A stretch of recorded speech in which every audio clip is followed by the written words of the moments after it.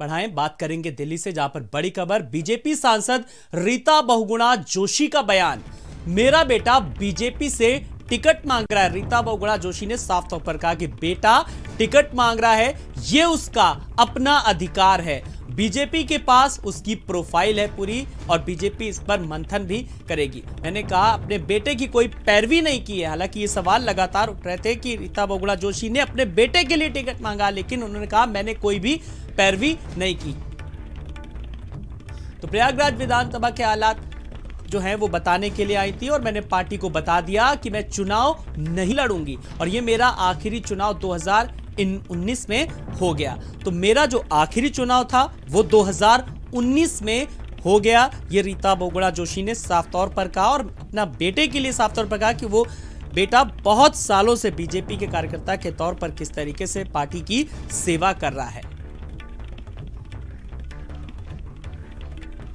तो बीजेपी सांसद रीता बहुगुणा जोशी का बयान, मेरा बेटा बीजेपी से टिकट मांग रहा है। और दूसरी तरफ, एक तरफ बेटा टिकट मांग रहा है, बेटे के लिए तो जहद चल रही है, उसी तरफ शीर्ष नेतृत्व ने साफ तौर पर कहा है कि किसी भी सांसदों के बेटे को फिलहाल टिकट नहीं दिया जाएगा। पार्टी इस पर विचार कर रही है।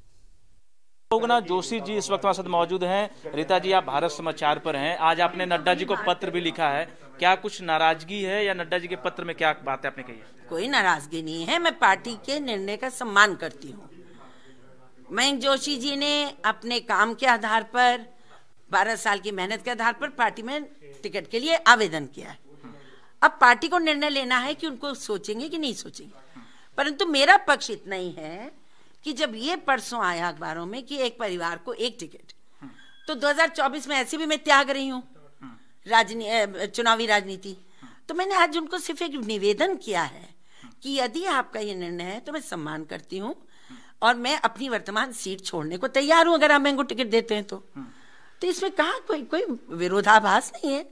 मैं तो पार्टी के लिए रोज लड़ रही हूँ, आप देख रहे हैं, रोज टीवी पे मुझे देख रहे हैं आप। जी, आप पर ही परिवारवाद का आरोप क्यों? तमाम बड़े नेताओं के भी बच्चे जो हैं विधायक बने हुए, पर आप मांग रही हैं तो आप पर परिवारवाद का आरोप लग रहा है।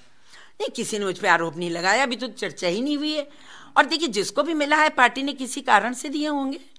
मैं नहीं कह सकती, मैं शायद 9-10 लोग हैं यूपी में जिनको दिया गया। अब किन परिस्थितियों में दिया गया ये हाईकमान जाने। मैं अपनी बात करती हूँ, मैं कभी इसका उसका नहीं करती, मैं तुलना नहीं करती। कैमरामैन राहुल के साथ रवि सर्राफ, भारत समाचार, दिल्ली।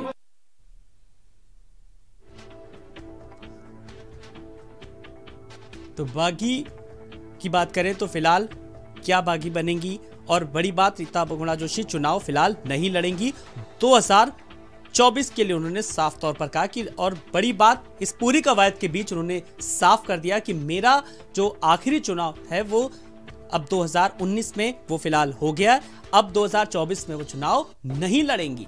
और लगातार पार्टी में जिस तरीके से खबरें आ रही हैं कि अपने बेटे को लेकर के उन्होंने शायद ये निर्णय लिया, और इस बीच मयंक कैंट क्षेत्र में काफी सक्रिय हैं और बेटे की टिकट को लेकर के उन्होंने साफ तौर पर कहा कि बेटा उनका पिछले लगभग 12 साल से भी ज्यादा से सक्रिय है और वो किस तरीके से वहां पर सेवा भी कर रहा है और उसी ने अपने काम के आधार को लेकर के ही उसने अपना आवेदन प्रस्तुत किया है।